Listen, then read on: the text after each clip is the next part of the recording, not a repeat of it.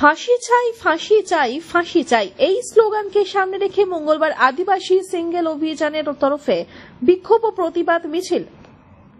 পশ্চিমবঙ্গ রাজ্য জুড়ে লাগামহীন আদিবাসী মহিলা ও নাবালিকা গণধর্ষণ ও হত্যার ঘটনা সহ আরজিকরের ঘটনার দোষীদের অবিলম্বে কঠোর শাস্তি দাবি জানিয়ে প্রতিবাদ ও বিক্ষোভ প্রদর্শন করে আদিবাসী সিঙ্গেল অভিযানের তরফ থেকে।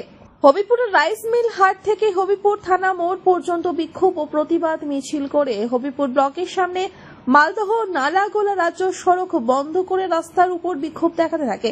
অভিযোগ, বাঁকুড়ার ওন্দা, মালদহের হবিপুর, দক্ষিণ দিনাজপুরের বংশীহারি সহ দার্জিলিং এলাকায় আদিবাসী মহিলা ও নাবালিকা গণধর্ষণ ও হত্যা সহ আরজিকরের ঘটনার প্রতিবাদ জানিয়ে এই আন্দোলন।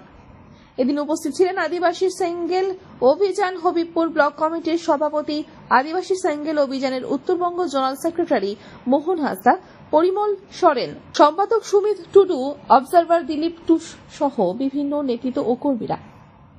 এখন ধর্ষণের নাম কোনোভাবেই থামছে না।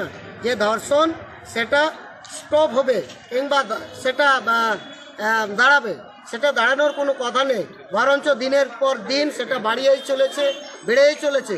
অথচ আমাদের এখানে আমরা জানি এই পশ্চিমবঙ্গে আমাদের মমতা ব্যানার্জি, তিনি একজন মহিলা মুখ্যমন্ত্রী, আমাদের ভারতবর্ষের আদিবাসী এক রাষ্ট্রপতি মহিলা দ্রৌপদী মুর্মু, তাদের থাকার সত্ত্বেও এই মহিলাদের ওপর এবং বিশেষ করে আদিবাসীদের মহিলাদের উপরে বারবার এই যে টার্গেট করে মার্ডার করা এবং ধর্ষণ করা, এটা আমরা আদিবাসী সিঙ্গেল অভিযানের পক্ষ থেকে আমরা কোনোভাবেই মানিয়ে নিতে পারছি না।